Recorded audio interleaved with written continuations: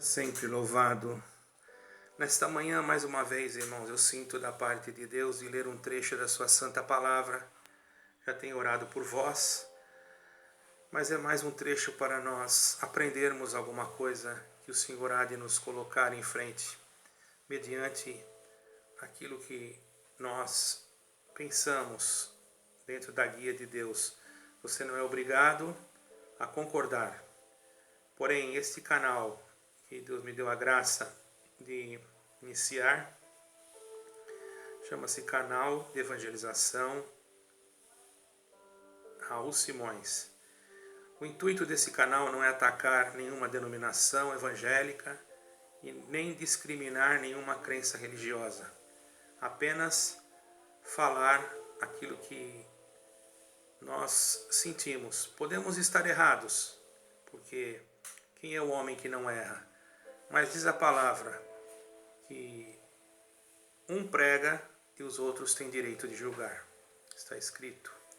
Então nós vamos ler com a ajuda de Deus no livro de São Lucas, capítulo 15, a partir do versículo 11. Lucas 15, a partir do versículo 11. Vou procurar fazer a leitura rápida para não prolongar muito o vídeo. Caso isso aconteça, por favor, procure ouvir o vídeo todo para que você possa entender o questionamento que eu vou fazer no final desta pregação. Com a ajuda de Deus. Um certo homem tinha 2 filhos, e o mais moço deles disse ao pai: Pai, dai-me a parte da fazenda que me pertence. E ele repartiu por eles a fazenda. E poucos dias depois, o filho mais novo, ajuntando tudo, partiu para uma terra longínqua. E ali desperdiçou sua fazenda, vivendo dissolutamente. E havendo ele gastado tudo, houve naquela terra uma grande fome, e começou a padecer necessidades. E chegou a um dos cidadãos daquela terra, o qual mandou para os seus campos apacentar porcos. Ele desejava encher o seu estômago com as bolotas que os porcos comiam, e ninguém lhe dava nada. Tornando em si, disse: Quantos jornaleiros de meu pai têm abundância de pão, e eu aqui pereço de fome. E levantar-me-ei e irei com o meu pai, e dir-lhe-ei: Pequei contra os céus e perante ti, e não sou digno de ser chamado teu filho. Faze-me como um dos teus jornaleiros. E levantando-se foi para o seu pai.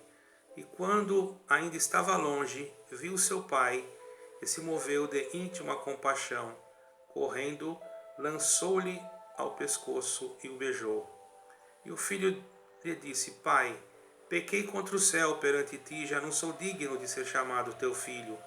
Mas o pai lhe disse aos seus servos: Trazei depressa o melhor vestido e vestilho, e ponde-lhe um anel na mão e alpargas nos pés. E trazei o bezerro cevado, e matai-o, e comamos e alegramo-nos, porque este meu filho estava morto e reviveu. Tinha se perdido e foi achado, e começaram a alegrar-se. E o seu filho mais velho estava no campo quando veio e chegou perto da casa e ouviu a música e as danças. Chamando dos filhos, perguntou-lhe o que era aquilo. E ele lhe disse: Teu irmão veio e teu pai matou o bezerro cevado, porque o recebeu são e salvo. Mas ele se indignou e não queria entrar. E saindo o pai, estava com ele. Mas ele, respondendo a ele, disse ao pai: Eis que te sirvo há tantos anos, sem nunca transgredir o teu mandamento. E nunca me deste um cabrito para alegrar-me com os meus amigos. Vindo, porém, esse teu filho, que desperdiçou a tua fazenda, com as meretrizes, mataste-lhe o bezerro cevado. E ele lhe disse: Filho, tu estás sempre comigo, e todas as minhas coisas são tuas. Mas era justo alegrarmos e folgarmos, porque esse teu irmão estava morto e reviveu, e tinha se perdido e achou-se. Somente até aqui, irmãos. observamos que este filho que havia sido um tanto imprudente com seu pai, não tendo a observância de que ele era um filho amado e que tinha toda a regalia, ele foi, irmãos, pediu aquilo que lhe pertencia por direito e o pai não o negou. Porque o pai, irmãos, principalmente o nosso Pai eterno, ele nos dá um livre-árbitro para nós tomarmos o caminho a qual queremos tomar muitas das vezes. E às vezes sofremos porque tomamos caminhos errados na nossa vida. Mas a este, que já havia gastado, até com meretrizes, está escrito aqui, quer dizer, vocês sabem o que é meretrizes, não preciso falar aqui abertamente. Gastado seu dinheiro dissolutamente com coisas que não tinham valor, com bebidas e outras coisas talvez que nem convém relatar. Vamos estar atentos e centralizados naquilo que lemos. E chegou um momento que houve fome na terra onde ele foi, e como ele não tinha uma boa administração, havia perdido a direção, ele havia gastado tudo, a ponto de ter que trabalhar com porcos. E a fome era tanta, e ele pedia, e ninguém lhe dava nada. Sabe por quê, irmãos? Os homens que não têm o amor dificilmente ajudam o próximo, nem com um pedaço de pão. E ainda quando ajudam, depois lançam em rosto. Não generalizando, não generalizando. Existem homens de Deus, existem pessoas boas, existem pessoas que fazem as coisas com amor, existem pessoas que ajudam o próximo, existem pessoas que se sentem a dor do próximo. Esses são os verdadeiros cristãos. Mas aqueles que lançam em rosto, irmão, já receberam aqui o seu galardão. Esse moço se arrependeu de tudo aquilo que ele havia feito. E aqui havia pecados graves, que se fosse hoje, irmãos, em algumas denominações, talvez ele nunca mais teria o direito de receber do Pai as suas vestes. Porque os irmãos observam, irmãos, que ele não foi desprezado. Mesmo o pai sabendo que ele havia gastado até com meretrizes, mas a sua humilhação foi tamanha que o pai o recebeu de braços abertos e mandou que lhe dessem o melhor vestido. Alguns dizem que ele não recebeu mais a herança. Isso não está escrito, irmãos, que ele perdeu a herança. Porque o pai é misericordioso. Só perde a herança espiritualmente aquele que blasfema contra o Espírito Santo. Mesmo porque aquele que blasfema, ele não volta mais, irmão. Por isso você, irmão e irmã, que foi desprezado na tua denominação, que alguém disse que você pecou, que você não tem mais esperança, esse que falou contigo não é Deus, não tem céu para dar para você, não tem inferno para dar para você. Não estou aqui para justificar o teu pecado, não estou aqui para dizer que não tem problema, que isso não tem problema, que Deus perdoa tudo, não. Estou dizendo a ti que você tem que buscar a misericórdia, voltar para os braços do Pai. Aí você me diz, eu não aguento, irmão, se eu voltar para aquela mesma denominação a qual eu era. Às vezes nas redes sociais e nos cultos online que nós estamos assistindo, nós escutamos pregadores dizendo, volta, aqui é o teu lugar. Mas quando você chega lá, você não pode chamar um hino, você não pode fazer uma oração. O ato, irmãos, de reparo deve ser exercitado com o ato daquele que está sendo reparado. Como é que eu posso reparar alguém se eu não lhe der a liberdade de chamar um hino? Aquilo vai demonstrar que ele já está sendo aceito novamente por Deus. Como é que eu posso reparar um ato, irmãos? Não digo já de pregar a palavra, porque existem pessoas que têm a sua mente cauterizadas e depois começam a criticar. Esse fez isso, fez aquilo, agora está pregando a palavra. Mas vocês não sabem que tem muitos que estão pregando a palavra que estão envolvidos em crimes com a Polícia Federal e etc, e etc. Estão lá pregando. Então, irmãos, seria justo, eu creio assim, cada um deve pensar da maneira que quiser, que houvesse uma disciplina, um acompanhamento psicológico. Existem servos de Deus que são psicólogos. Existem irmãos que são experts no assunto. Existem pessoas que passaram por problemas na mente. Existem pessoas que passaram por problemas porque eram crianças. E muitas das vezes, irmãos, ficarão o resto da sua vida com aquela palavra: chamar hino não salva, tocar instrumento não salva, pregar a palavra não salva. Fica você sem pregar a palavra, sem tocar o teu instrumento. Vê o que a tua alma vai sentir. Vai sentir uma rejeição, uma discriminação. Isso significa que Deus perdoa, mas a sua instituição não perdoa. Se a sua instituição não perdoa, há um sinal de que nela não há uma atuação do Espírito Santo de uma forma geral. Não estou dizendo que o Espírito Santo não esteja, mas você pode sim impedir a atuação do Espírito Santo, porque diz na palavra de Deus que o Espírito é sujeito ao profeta.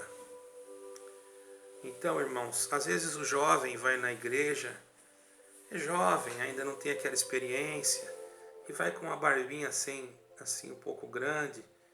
Se na tua denominação não pode, você tem que ter carinho, amor, falar com carinho, falar com amor. Já vi irmãos falarem assim: você não vai tocar, está com essa barba grande. Já vi. Isso aí é amor, irmão? Que amor é esse aí que esse irmão aprendeu? Isso aí não é amor nem aqui, nem em lugar nenhum, irmão. Irmãos, e outras denominações já não acham ruim sobre isso. Porque não é a barba que vai salvar ninguém, irmão. Se fosse assim, então os apóstolos todos iriam para o inferno. E até o Senhor Jesus não ia poder salvar-nos, porque ele era nazireu. Todo nazireu tinha barba grande e cabelos compridos. Irmãos, temos que estudar muito a respeito da misericórdia. Alguém pode dizer: mas esse jovem não recebeu a herança. Irmão, ele recebeu a melhor roupa. Ele recebeu a roupa mais bonita que tinha dentro da casa do pai. Como ele não recebeu a herança, irmão? Aí ele gastou a herança. O que importa? O pai dele era um homem cheio de dinheiro. Por acaso, o nosso Deus, a herança dele é limitada? Será que a herança que Deus tem para nos dar é limitada? Alguém pode dizer: mas aquele que pisou no sangue de Cristo, já não há mais esperança para o seu perdão? Mas sim, está reservado a ele um tormento. Claro, irmãos, aquele que pisou no sangue de Cristo. E o que é pisar no sangue de Cristo?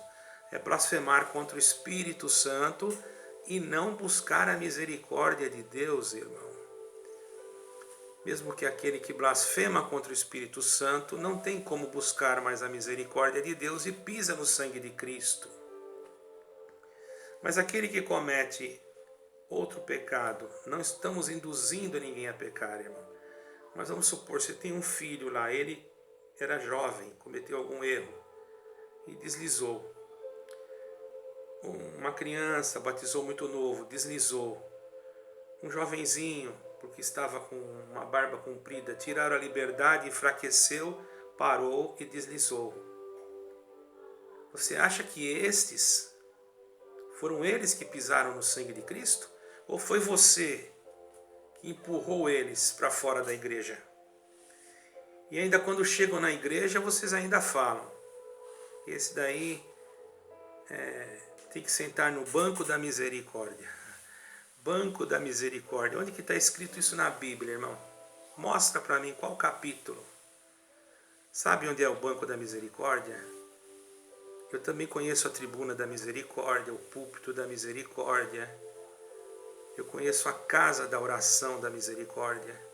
Porque todo lugar onde nós estivermos, seja desde o primeiro que está lá atrás, lá na frente, até o último que está lá no fundo, está debaixo das misericórdias de Deus.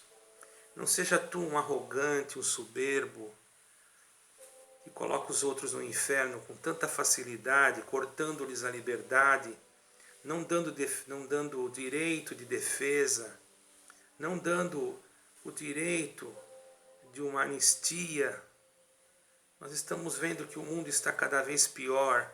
Quantos drogados, quantos que, se nós formos perguntar, irmãos, tem uma vila em São Paulo que eu conheço, e se você chegar à noite lá, e você saudar naquela rua, com a paz de Deus, você vai escutar um amém tão forte quanto de uma igreja lotada.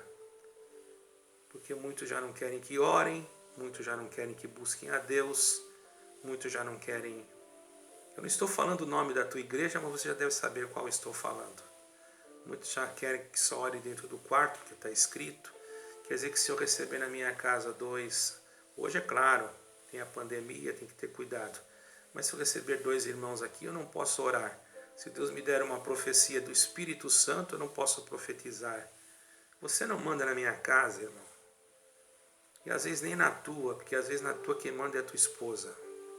Então, irmãos, tenhamos cuidado com aquilo que fazemos. Não estou atacando ninguém porque eu não estou falando o nome de ninguém.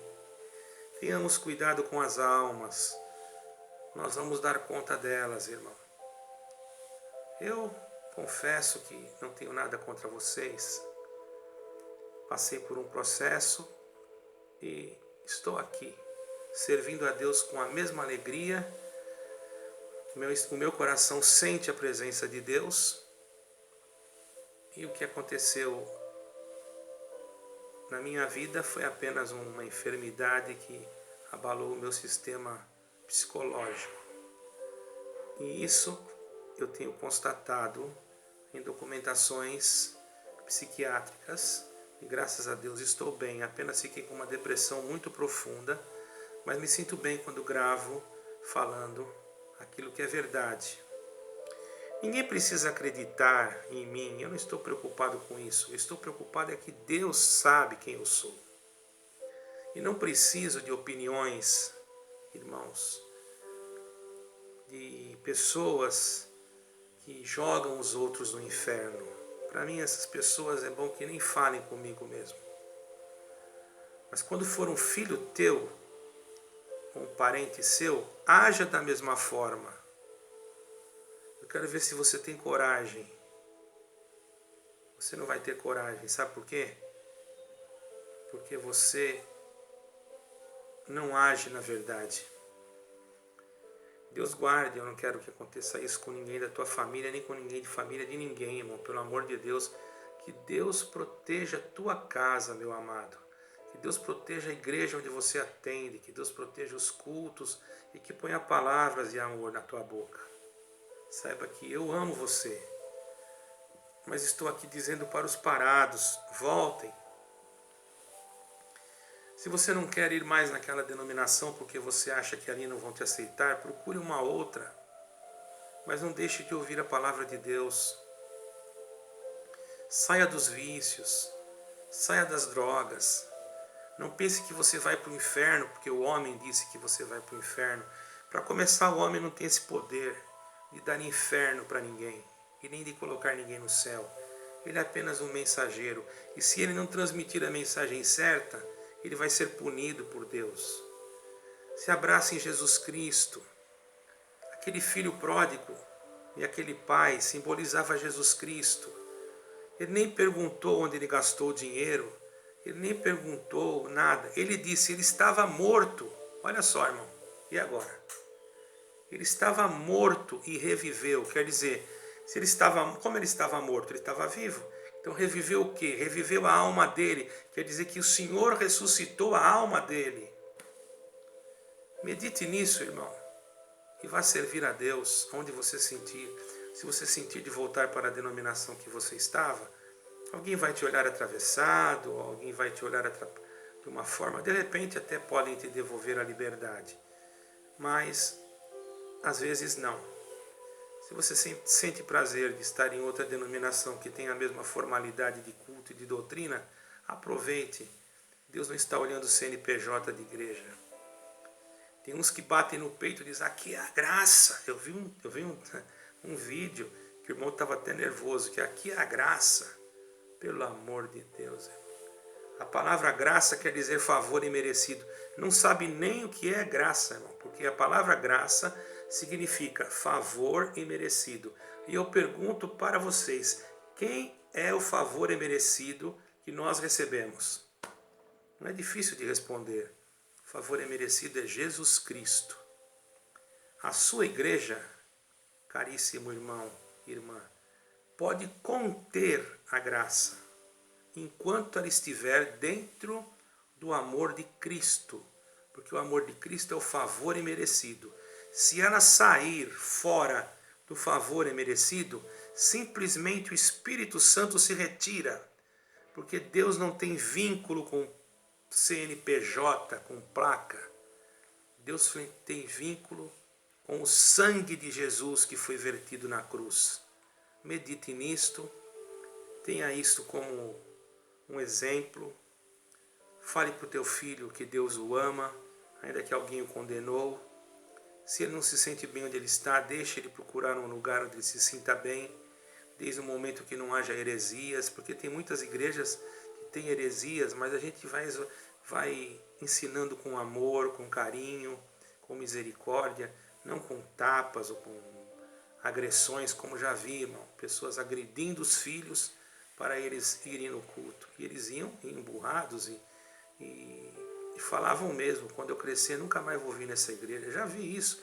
Eu fui cooperador de jovens durante muito tempo, irmão.